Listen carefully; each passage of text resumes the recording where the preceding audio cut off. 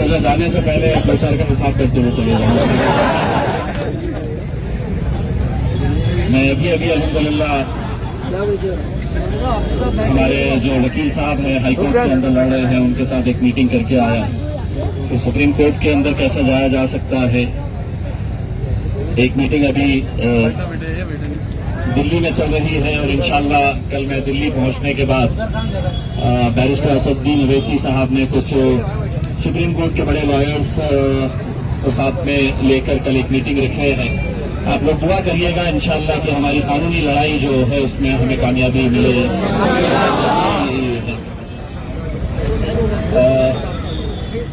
आज जो 2-4 लोगों ने हमारे इस आंदोलन के बारे में कहा, मेरे बारे में कहा, तो मैं उनको सिर्फ इतना बोलना चाहता हूं कि मैं ज्यादा उधारी रखता नहीं हूं, जिस दिन का उसी दिन फेर देता हूं। तुमने आज बोले आज ही लेके जाओ वापस। कहा है पुलिस का, कहा है कैमरा चलेगा ना।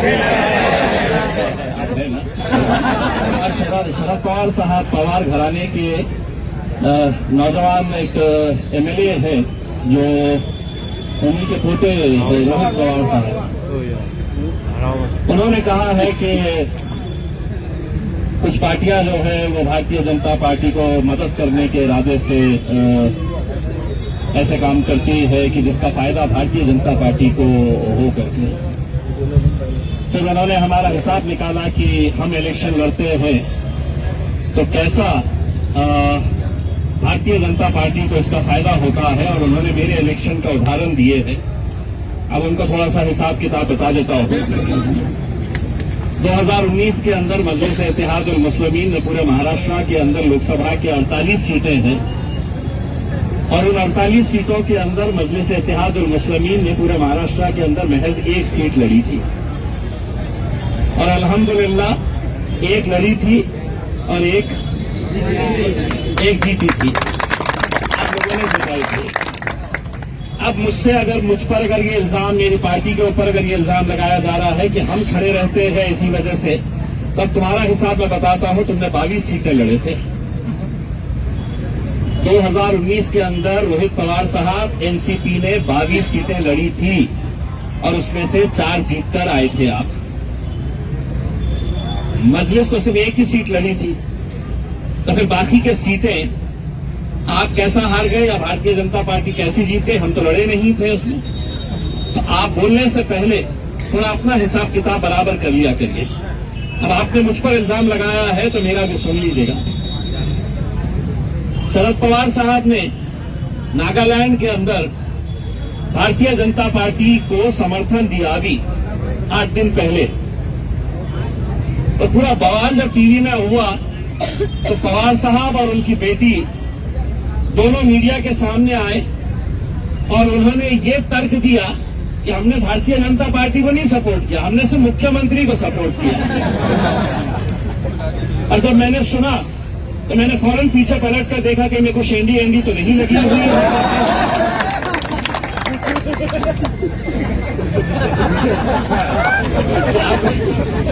आप ये समझेंगे कि आप कुछ भी बोलेंगे और हमने उसको हजम कर लेना करके। अब कैसा हजम करेंगे? हम यहाँ पे सिर्फ बिरयानी हजम करने के लिए बैठे हैं। आप कुछ भी अगर बोलेंगे, आज दाल सा चावल उसके नहीं, उसके मैं भी आ रहा हूँ एक वेट के अंदर।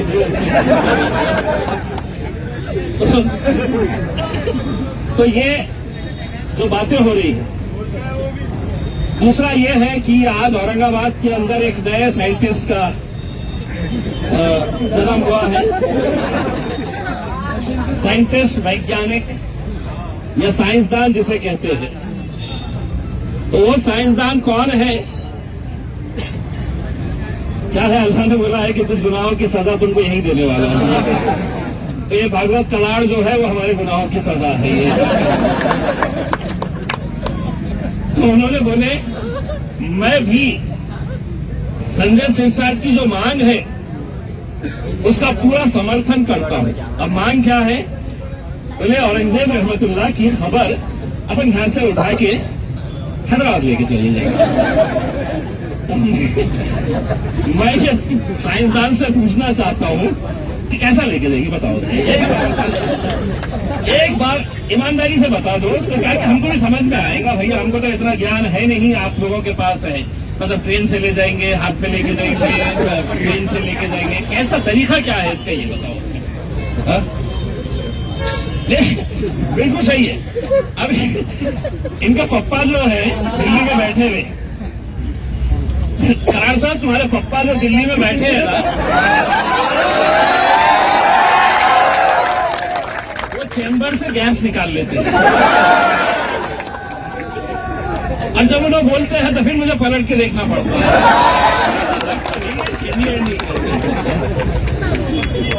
अब तुम कुछ भी बोलेंगे तब ये है कि मतलब आपका कसूर नहीं है, और पूरी लाइन की लाइन अगर बिगड़ी हुई है तो हम क्या करेंगे। उनको कुछ कर ही नहीं सकते, पूरी थाली के चट्टे बट्टे सब एक ही जैसे है करके। तो इन्होंने भी बोले हैं कि भाई मैं समर्थन करता हूं करके, लेकिन एक बात जो परवेज भाई ने अभी बताई है तुमको भी मानना पड़ रहा है कि इम्तियाज जलील के पास दिमाग है करके। तुम सब एक तरफ है और अल्हम्दुलिल्लाह हम एक तरफ है। तो इनका हिसाब यहाँ पर ये दोनों ने आज के दिन बड़बड़ किए थे, दोनों को दे के जा रहा हूँ। ये नहीं समझना कि मैं दिल्ली के अंदर हूँ तो तुम कुछ भी बोलते रहेंगे और खाली जाएगी बाहर करके। दिन में तुम बोलेंगे, रात में 10 बजे है तो रिकॉर्ड करूंगा और रिकॉर्ड करके भेज दूंगा, उसके ऊपर चला देगा। तो ये नहीं समझना कि मैदान साफ है अब तो चले गया दिल्ली अपन कुछ भी ऐसा नहीं होने वाला है। जिस दिन का हिसाब उसी दिन रहेगा उसमें, और पूरा नाम वाम के साथ रहेगा। कोई ऐसा घुमा फिरा के इधर उधर का वैसा नहीं है, नाम के साथ बोलेंगे और पूरा। हाँ बिल्कुल, दिल्ली जा रहे हैं तो कुतुब मीनार के ऊपर चढ़ के बोलेंगे। कुतुब मीनार किसने बनाया? अच्छा, मोदी जी ने तो नहीं बनाया। तो बोल भी सकते हैं, बोल भी सकते हैं कि नहीं ये तो मोदी जी ने बनाया दे सकते। तो इसलिए मैं सिर्फ इतना बोलने के लिए आया हूँ। मुझे सुबह दिल्ली निकलना है और आप लोगों की दुआओं का मैं तवक्कार हूँ कि आप लोग जिस मकसद के लिए हम जा रहे हैं कि अल्लाह हमें इतनी ताकत दे कि हम पार्लियामेंट के अंदर खड़े रहकर भी इस्लाम के मुद्दे को हम पार्लियामेंट के अंदर भी उठा सके, पार्लियामेंट के अंदर भी आवाज लगा सके। और आप लोगों की जो भावनाएं हैं, आप लोगों की जो सोच है, आप लोग जो लगातार यहाँ पर बैठे हुए हैं, मुझे जाती तौर के ऊपर बड़ी खुशी हुई कि आज जब इतने सारे लोगों को मैं यहाँ पर देख रहा था। यह आंदोलन को इसी तरह से जारी रखिए, पूरा अमन के साथ ये करिएगा, किसी तरह का कोई ऐसी गलत हरकत ना होने पाए, किसी तरह का कोई गलत बयानी ना होने पाए, किसी तरह का कोई भाषण करते वक्त किसी समाज का, किसी धर्म का, किसी मजहब का या किसी महापुरुष का हम बेअदबी कर रहे हैं, उनके खिलाफ कुछ बोल रहे हैं, ऐसी कोई चीज मत करिएगा। उसमें जो भी करने का है, मैं हूं ना, मैं हूं सबको, मैं हूं इंशाल्लाह, इनको सबको हिसाब से हम कराएंगे। आप लोगों से यही मेरी गुजारिश है कि आंदोलन को इसी तरह से चालू रखिएगा और ज्यादा मजबूत करिएगा, क्योंकि अभी हमने जब वकीलों से बात किए हैं तो हमारा सबकी यही राय है कि ये आंदोलन की गूंज भी जो है वो हाई कोर्ट के अंदर और सुप्रीम कोर्ट के अंदर तक जाएगी। तब हम अदालत को ये बताएंगे कि साहब लगातार 10 दिन, 12 दिन, 15 दिन से वहां पर दिन और रात लोग सड़कों के ऊपर बैठे हैं, आंदोलन कर रहे हैं, अपनी नाराजगी जता रहे हैं, अपना गुस्सा जता रहे हैं। तो इसका असर कहीं ना कहीं उस कोर्ट के फैसले के ऊपर भी रहने वाला है। तो अगर कोई ज्ञानी ये कह रहा है कि यहाँ पर बैठकर क्या होने वाला है करके, तो वो समझ लीजिएगा उसका दिमाग भी उतना है जितना अपने कलार साहब का है। तो अपने पास के भी ऐसे लोग मिलेंगे आपको कि जो बोलेंगे कि अरे क्या होगा यहाँ पे बैठने से, क्या हो गया, सर्कुलर निकल गया। ये वैसे टाइप के ही लोग हैं। बस आप लोगों से इतनी इल्तिजा मैं करना चाहूंगा, और खासतौर से जो जिम्मेदार यहाँ पे बैठे हुए हैं उनकी जिम्मेदारी है। हम कल से हर एक की अपनी अपनी ड्यूटी का चार्ट बनाकर दे रहे हैं कि ये जिम्मेदार लोग यहाँ पर रहे, क्योंकि इन्हें ये लगना नहीं चाहिए कि मतलब यहाँ पर कोई नहीं है तो कोई भी आकर माइक लेके कुछ भड़काऊ किस्म की बातें ऐसी ना करें कि जिसकी वजह से हम अपने मकसद से हट जाए और मीडिया को एक बहाना मिल जाए हमें टारगेट करने के लिए कि यहाँ पर ये जो बैठ रहे हैं ये गलत तरह की भाषण दे रहे हैं, गलत तरह की भाषा का इस्तेमाल कर रहे हैं।